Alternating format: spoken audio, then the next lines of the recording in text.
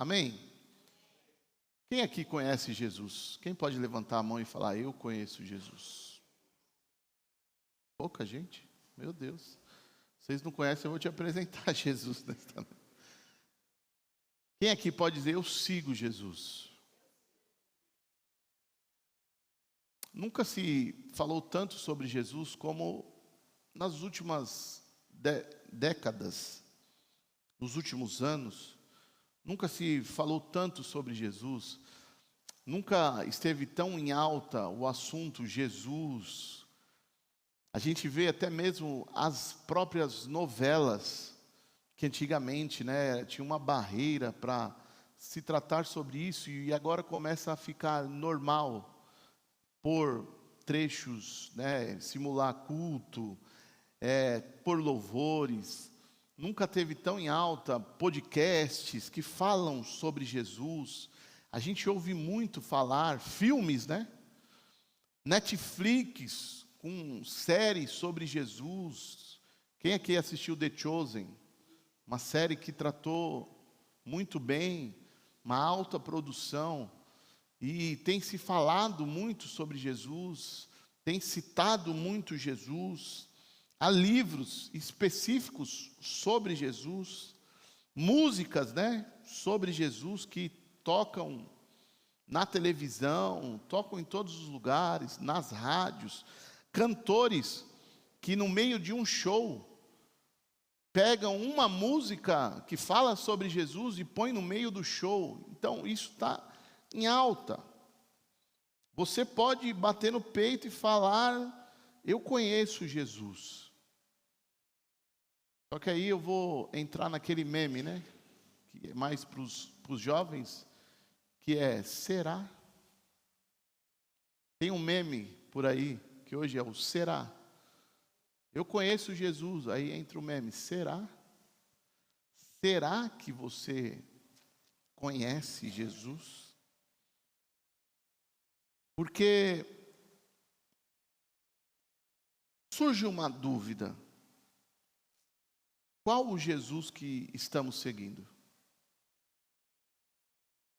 Qual o Jesus que você está seguindo? É o Jesus que foi revelado nas Escrituras? Ou um Jesus que foi criado de acordo com as nossas expectativas? Qual é o Jesus que de fato nós estamos dizendo que conhecemos e seguimos? Porque aqui o texto está mostrando um grupo de pessoas, põe lá de novo 43, que estavam maravilhadas, admiradas, encantadas. Com qual Jesus? O Jesus que fazia. O Jesus que fazia. O Jesus que estava operando milagres. Mas esses discípulos que estavam maravilhados com Jesus, ainda não tinham compreendido, entendido quem realmente ele era. Estavam ali. E talvez seja um alerta para o cristianismo, os perigos da vida cristã. Estar perto de Jesus sem compreender Jesus. Quem veio de cidade grande, ou até mesmo ali em Rio Preto, e vocês já viram isso? Você está no centro de uma cidade, e de repente começa uma aglomeração. Você olha, você passa, vê aquela aglomeração, qual é a sua reação? Curiosidade. Eu vou chegar perto e ver o que está acontecendo. Eu lembrei.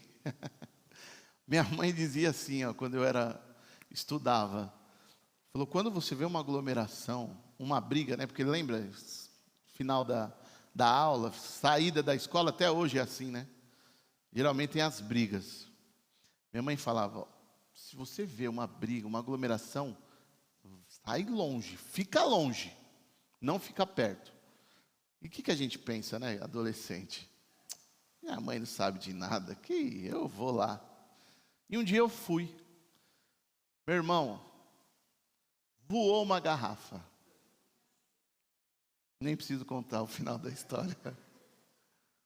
Caiu na cabeça de quem?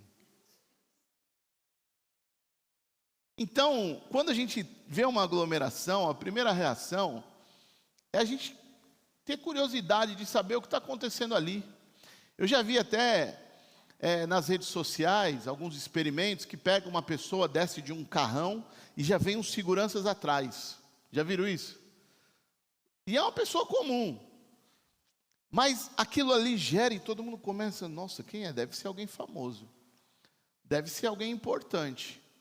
A mesma coisa acontece com as aglomerações. Nossa, deve estar ali porque tem algo interessante ali. É alguma pessoa, alguma celebridade que está ali. É alguém. Eu não sei quem é, mas se eu estou vendo a multidão, então eu vou ali porque tem alguma coisa ali. E isso acontecia com Jesus. Despertava curiosidade. As pessoas iam porque estava acontecendo alguma coisa. Então está dizendo o texto que elas estavam maravilhadas, admiradas com o que Jesus estava fazendo. Opa, milagre, nossa, quem é esse homem? Ou eu vou andar com esse homem aí, vou estar perto dele.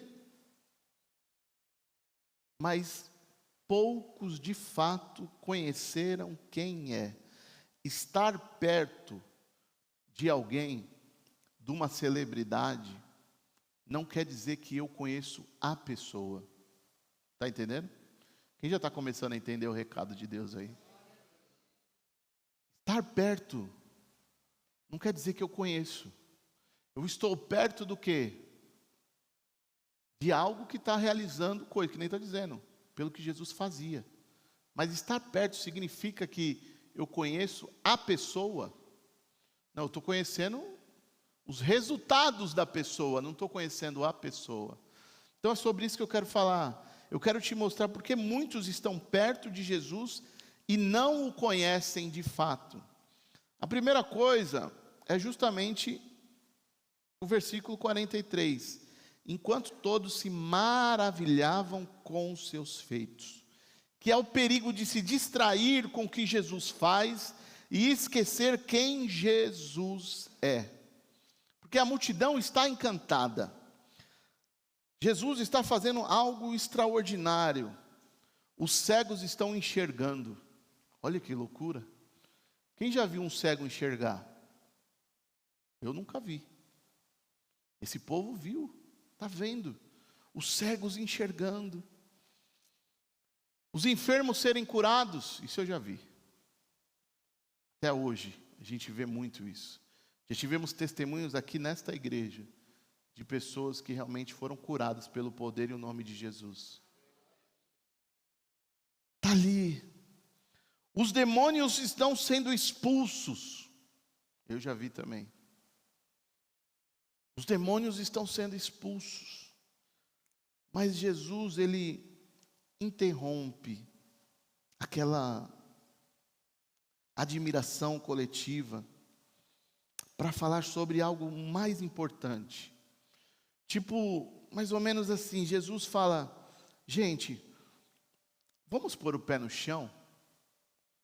Vamos entender, vamos voltar, vamos sair desse mundo fantasioso, da admiração, e vamos entender a realidade, o que está por trás, o que está em jogo.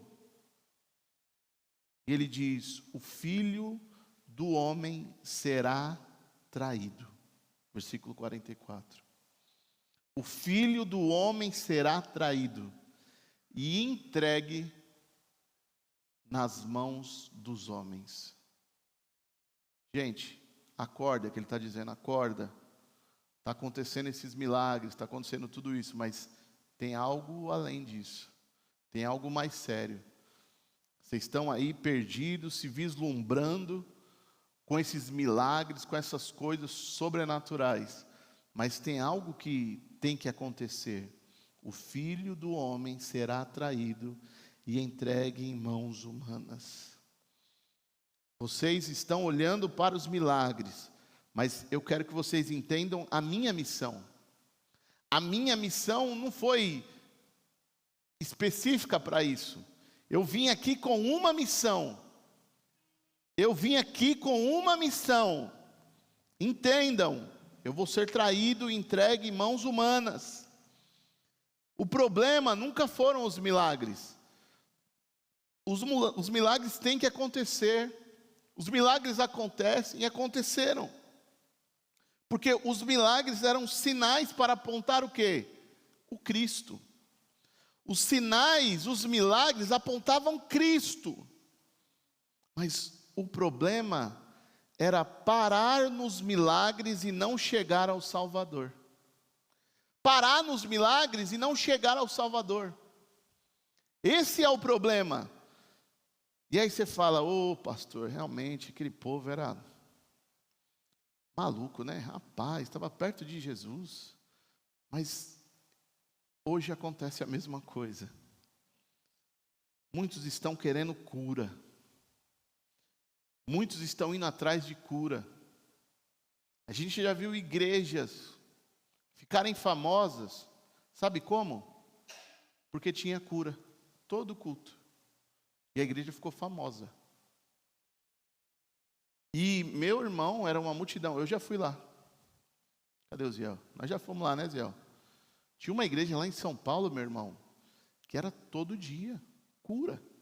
E a gente já foi lá. Eu já fui lá, né, Ziel? A gente foi lá.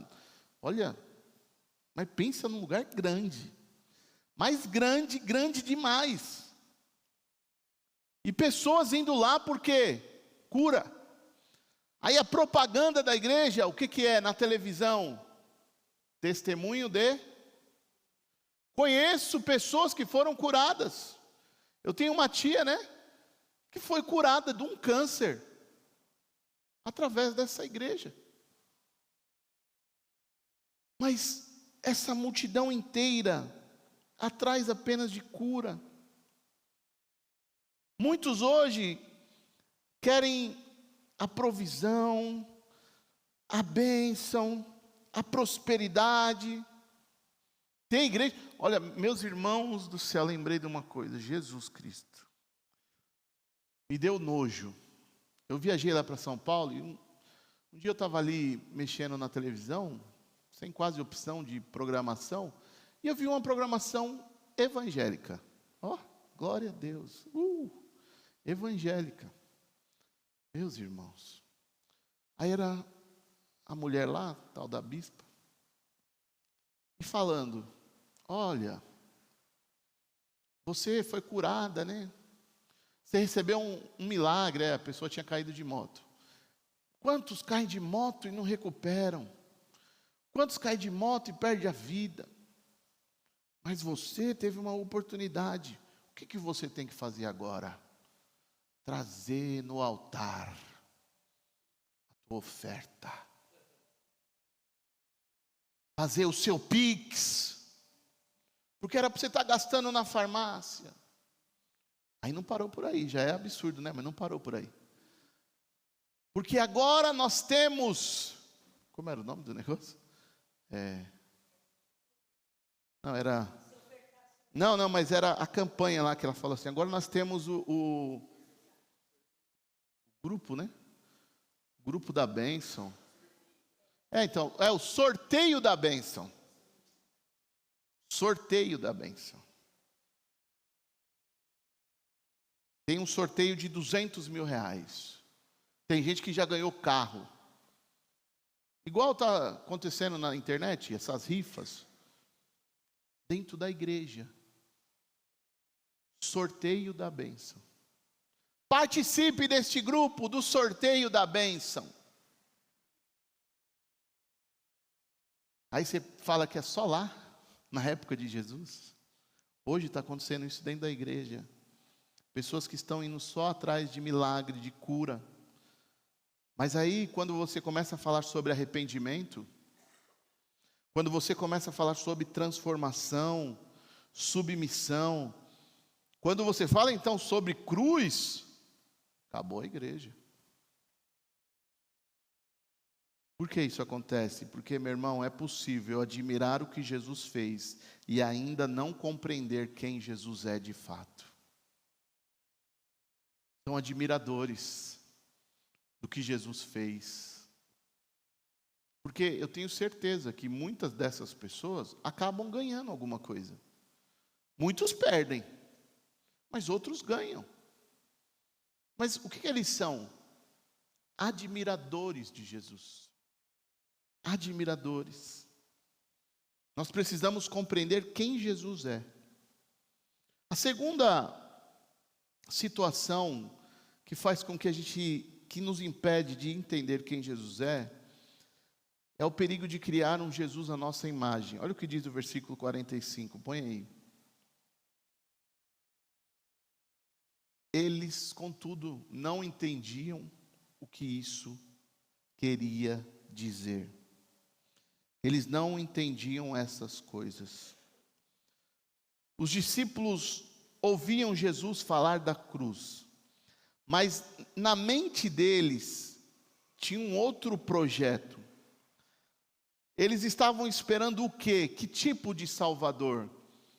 Eles estavam esperando um rei político. Aquele povo naquela época estava sendo oprimido pelo Império Romano. Oprimido, uma opressão, tendo que pagar impostos abusivos.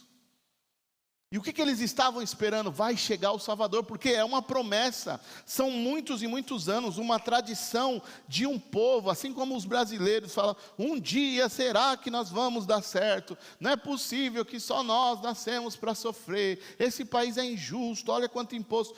Então esse povo está vindo décadas, anos, ali, nessa pegada. E esperando, aí ouve falar, chegou o Salvador.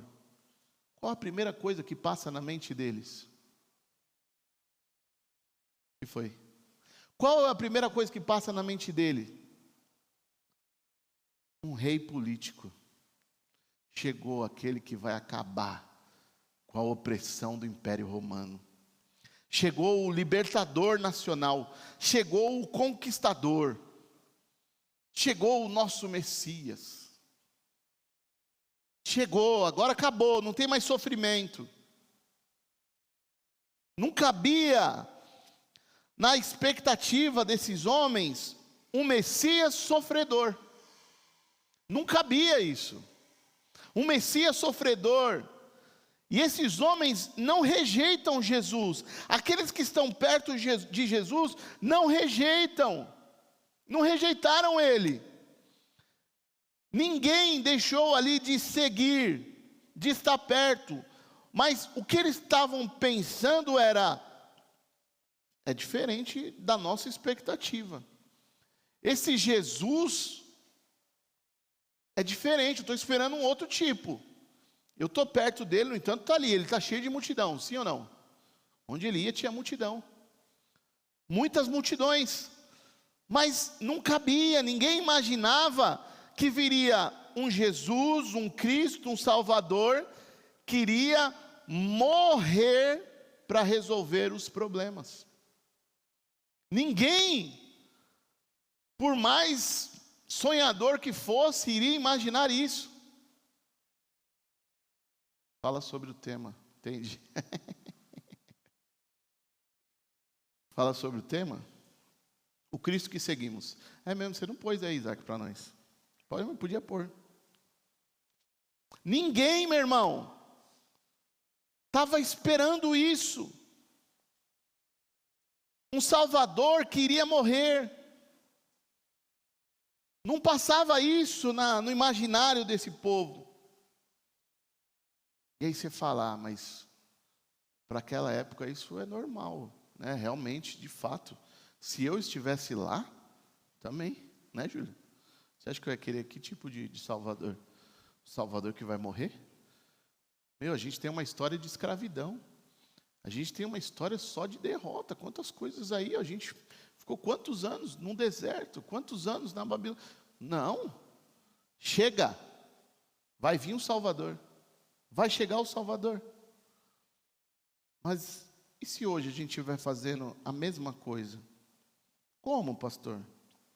Criando, eu lembro que eu ouvi uma pregação que falava sobre isso, criando o evangelho à la carte. Quem já ouviu falar à la carte?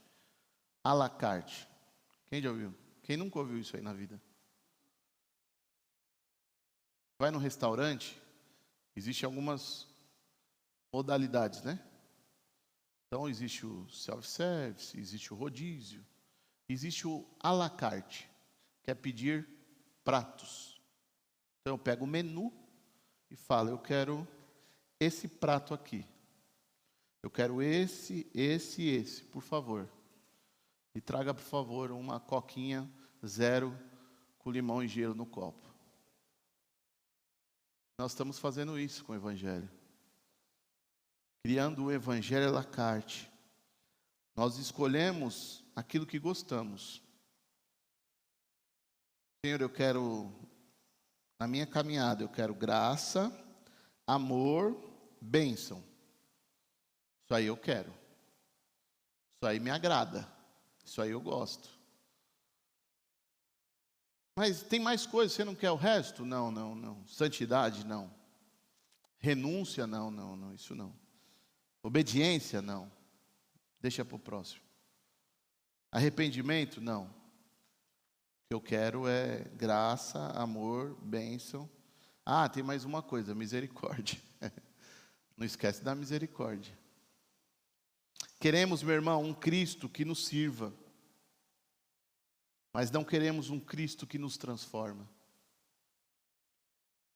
Cristo que nos sirva é bom. Mas o Cristo que transforma, esse eu acho que eu não quero não. Porque para transformar tem que mexer. Transformação envolve pôr mão, tirar coisas, acrescentar outras. Entende? Não, eu quero um Cristo que vai me servir. Senhor, essa área aqui, principalmente a financeira, Senhor, faça o que o Senhor tem que fazer aí. Mexe à vontade. Mas eu quero tocar no seu coração, no seu caráter. Não, não, deixa que isso aí eu vou resolvendo aos poucos. Eu vou em doses homeopáticas. Mas as outras áreas, a bênção, essa daí, vem com tudo. Aí eu peço, abre a janela do céu.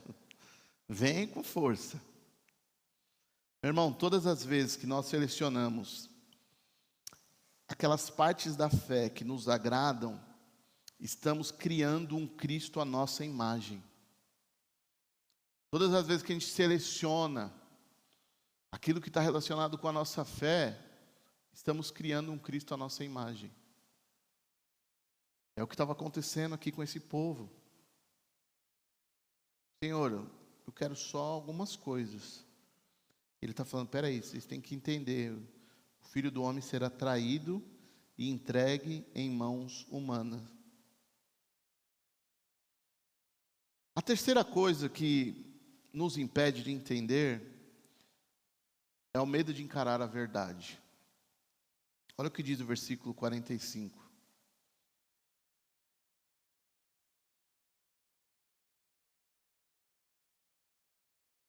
Foi mais para frente? Aí, finalzinho. Tinham receio tinham medo de perguntar. Eles não entenderam o que Jesus estava falando, mas ficaram com medo de se aprofundar. Porque talvez eles tinham medo da resposta, de encarar a verdade. Eles meio que estavam assim, sem entender, com medo. E sabe quando você fala assim, mas será que pode ser por isso? Então eu prefiro me calar. Eu prefiro ficar quieto, porque quando eu ouvir a verdade não vai descer muito bem não. Não é bem aquilo que eu vou querer ouvir. Porque a verdade, meu irmão, ela tem um poder maravilhoso. Acabar com ilusão. A verdade, ela tem um poder absurdo de acabar com as ilusões. A Bíblia mesmo fala, João 8,32, é um dos versículos que eu decorei desde pequeno, que tinha na igreja que eu ia, eles colocaram uma faixa, na época ainda era faixa, escrito, João 8,32, e conhecereis a verdade, e a verdade A verdade tem esse poder de nos libertar, de acabar com as ilusões, com as fantasias. Então a cruz dizia algo que eles não queriam ouvir. O quê? O sofrimento era real. A entrega era necessária. E a renúncia fazia parte do caminho. Sofrimento, entrega e renúncia. Era isso que a cruz estava dizendo. E muitas pessoas vivem uma fé superficial porque tem medo de fazer perguntas profundas. Que tipo de pergunta? O que realmente governa o meu coração? Tem pessoas que têm medo de falar isso. Porque o dia que fizer essa pergunta, você fazer para você mesmo essa pergunta, vai ficar muito claro o que governa o teu coração. Então você prefere fugir disso. O que de fato governa o meu coração? Outra pergunta que quase ninguém quer fazer: o que eu preciso abandonar? Meu irmão, isso mexe, né? O que eu preciso abandonar? E a gente tem tanto medo de fazer essa pergunta, porque a gente sabe. Sabe por quê? Porque eu e você sabemos o que nós precisamos abandonar. Mas, no fundo, lá no interior, a gente não quer abandonar. Porque a gente sabe que é difícil. Mas nós não devemos nos iludir. Outra pergunta: eu estou obedecendo a Deus ou apenas frequentando a igreja? É gostoso estar aqui reunido com várias pessoas, num domingo à noite ou de manhã, mas eu estou sendo apenas um frequentador ou estou obedecendo a Deus? Outra pergunta boa para nós fazermos: a minha fé é genuína ou só conveniente? Me convém, então eu estou lá. É conveniente, mas não pode ser conveniente, tem que ser verdadeira. A verdade pode doer, mas, põe de novo, 8,32. A verdade pode doer, mas a verdade liberta. A verdade liberta. E quem foge da verdade permanece preso a uma fantasia. Acorda. Acorda, meu irmão. Quarta coisa, o cotidiano nos rouba do foco do reino. Porque olha que coisa louca. Você entendeu o que está acontecendo, o texto que nós lemos? Jesus está aqui, multidão maravilhada, e Jesus fala: ó, eu vou ser entregue, traído. Eles não estão entendendo muito bem, estão com medo de perguntar. Está aqui nisso daqui. Diante disso, meu irmão, o que viria depois? A gente ali, meu Deus, o que será que vai acontecer? Mas olha que loucura. Põe o versículo 46. Parece cena de filme de comédia. Nós lemos o 43 ao 45, ok? Agora é o 46. Começou uma discussão entre os discípulos acerca de qual deles? Parece piada. Não é piada isso? Jesus está falando: gente, vocês não estão entendendo, tem algo além, vocês estão aí iludidos, maravilhados com os milagres, mas, ó, eu vou morrer, vocês não estão entendendo, tem algo mais sério, vocês precisam me conhecer de fato, quem eu sou de verdade. E depois disso, os discípulos de Jesus começam uma discussão para saber quem é o maior, quem que é o mais importante. Eu falo, Deus, ou ele é muito bom, ou sei lá o quê. Porque como pode um Deus amar umas pessoas desse tipo?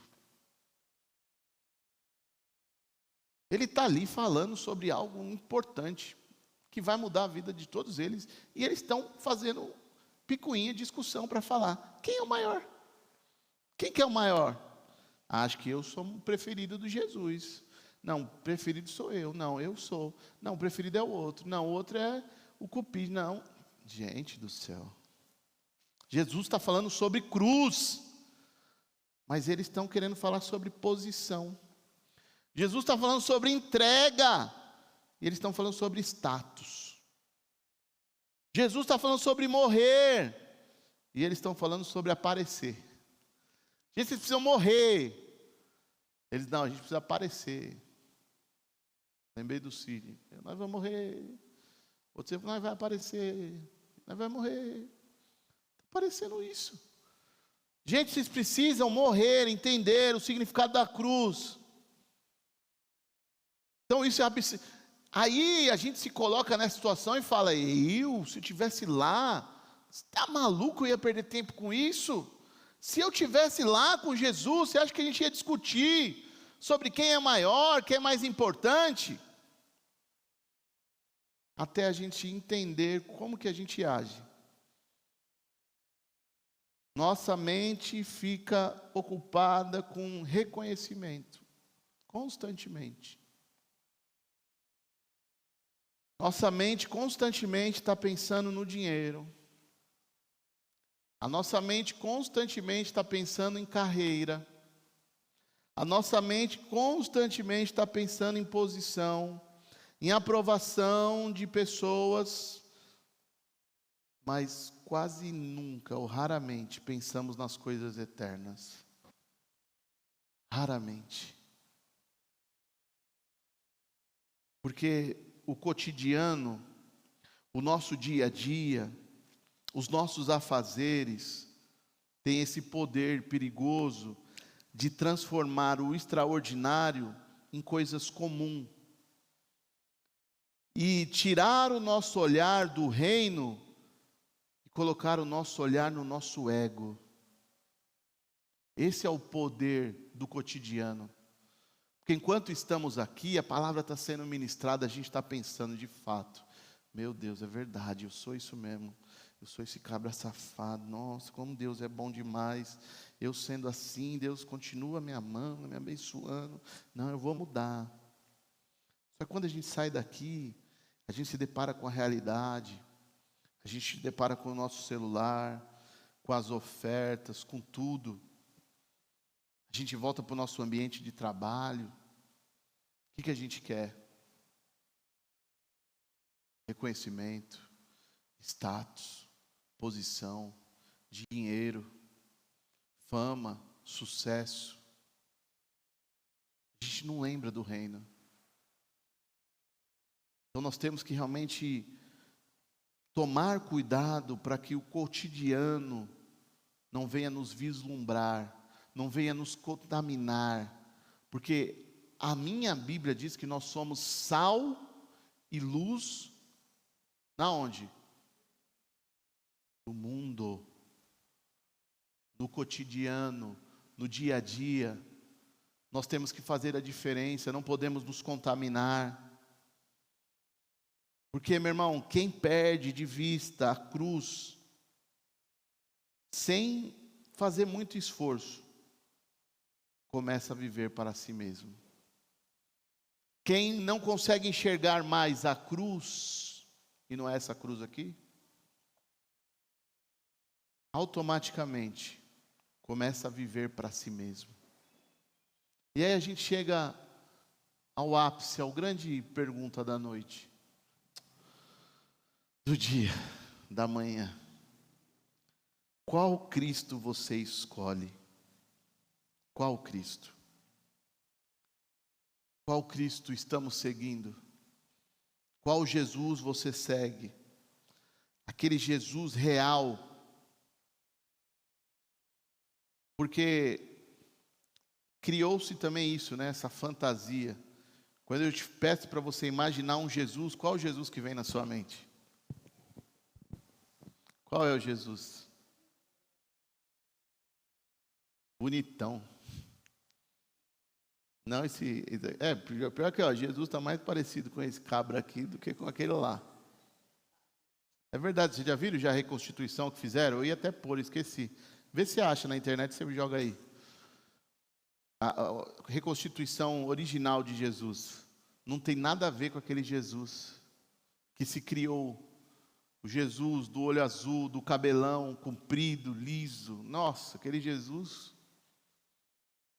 que a minha Bíblia diz que não tinha beleza nem formosura. Jesus era feio. Jesus não era bonito, não era agradável. Não tinha bela aparência. Mas o meu Jesus é o Jesus parecido com a Margarete, assim, né? O Jesus, ó, cabelão, olho claro, assim, ó, loiro.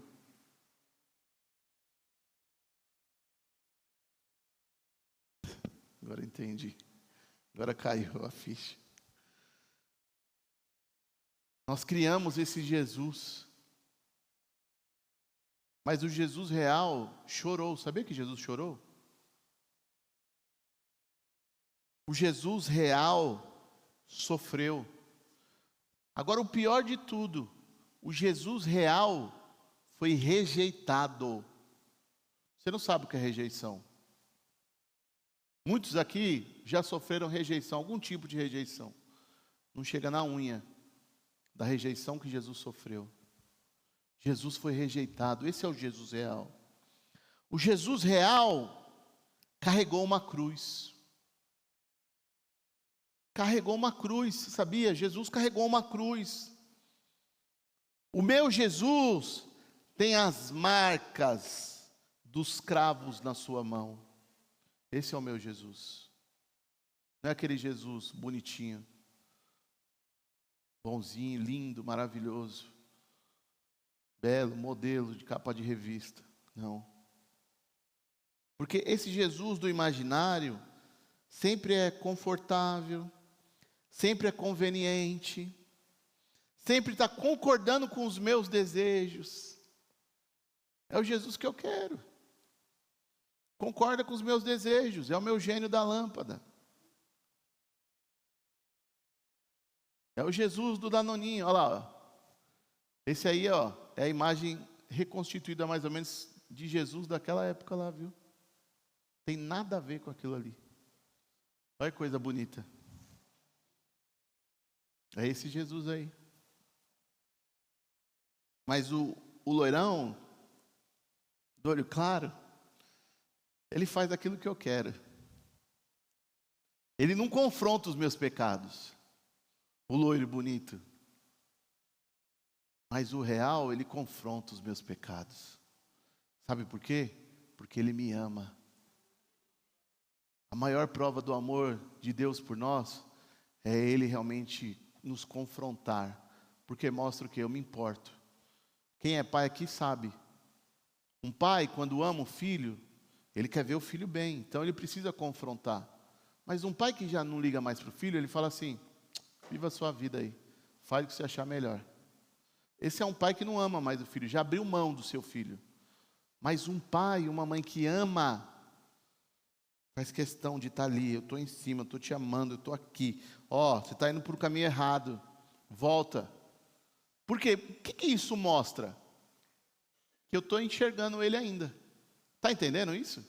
Quando Cristo nos confronta, Ele está querendo dizer o quê? Eu estou olhando para você.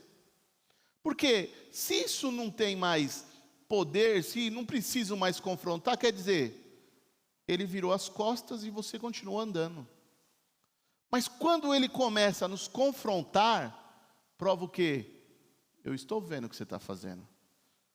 Vale a pena gastar um tempo olhando para as suas atitudes para trazer você de volta. Esse é o Cristo verdadeiro, que não veio para ser admirado, veio para ser seguido. E seguir Jesus, meu irmão, significa permitir que Ele transforme a nossa maneira de viver. Então, para a gente concluir, meu irmão, a multidão admirava Jesus.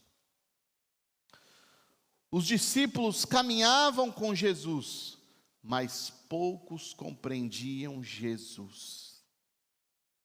E aí a mesma pergunta está pairando sobre nós nesta manhã. Estamos seguindo Cristo revelado nas Escrituras ou Cristo criado pelas nossas preferências? Porque tem uma diferença enorme entre admirar Jesus e seguir Jesus. Ouvir Jesus e obedecer Jesus. Gostar de Jesus e pertencer a Jesus. Porque eu já vi muitas pessoas falando assim: eu gosto de Jesus. Quem falou que eu não sou cristão? Eu gosto de Jesus. Jesus é tudo para mim. Mas aí você para, pensa e fala: será que essa pessoa pertence a Jesus? Será que de fato ela pertence a Jesus? Sabe, meu irmão, eu tive a oportunidade lá em São Paulo agora de visitar o museu. Fazia muito tempo que eu não ia. Aliás, nunca tinha ido. Nunca tinha ido no museu.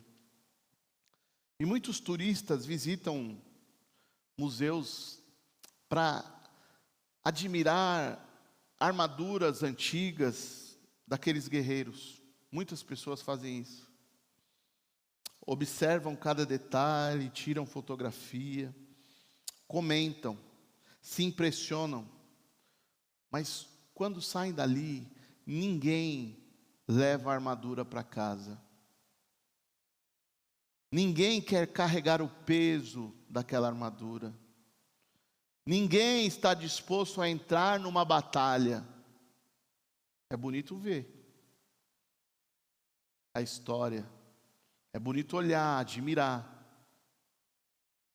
E muitos estão fazendo o mesmo com Jesus. Admiram, aplaudem, se emocionam, mas não querem carregar a cruz. Vem para Jesus como vai para um museu. Nossa, como é belo, nossa, como é lindo, nossa, olha que fantástico, nossa, que maravilhoso. Mas Jesus falou: eu não preciso de admiradores.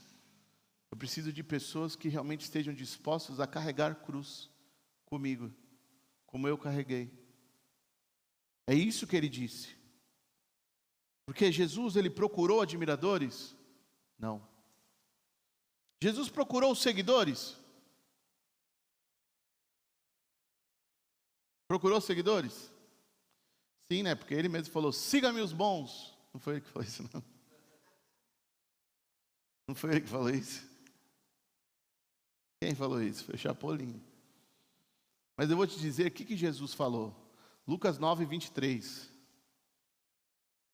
Jesus não falou: siga-me os bons. Olha o que Jesus falou. Se alguém quiser vir após mim, o que tem que fazer? Negue-se a si mesmo, tome diariamente a sua cruz e... Não é seguir Jesus, está entendendo aí? Jesus poderia falar: se alguém quiser vir após mim, siga-me. Está maravilhoso. Mas ele falou isso por último. Se alguém quiser vir após mim, primeiro tem que fazer o quê? Negar a si mesmo, tomar diariamente a sua cruz e seguir. Sabe o que está acontecendo? Tem muita gente seguindo a Jesus, mas não está negando a si mesmo, não está tomando diariamente a sua cruz. E se não fizer isso, não dá certo. Está entendendo? Quem está entendendo o que eu estou falando aqui? Não tem como seguir a Jesus se não tomar cruz, se não negar a si mesmo. Não tem como seguir a Jesus. Então nós estamos admirando Jesus, mas é necessário algo mais profundo. Precisamos seguir de fato o Cristo real, o crucificado, o que morreu, o que tem as marcas nas mãos, o Cristo que está pedindo para mim e para você carregar a cruz e segui-lo. Então nós chegamos aqui, a este lugar, a mesa de Jesus que ele deixou. Porque aqui em Lucas 9 está dizendo: se vocês estão olhando para os milagres, vocês estão admirados, mas eu quero que vocês entendam a cruz. E a ceia, esse dia específico, faz exatamente a mesma coisa.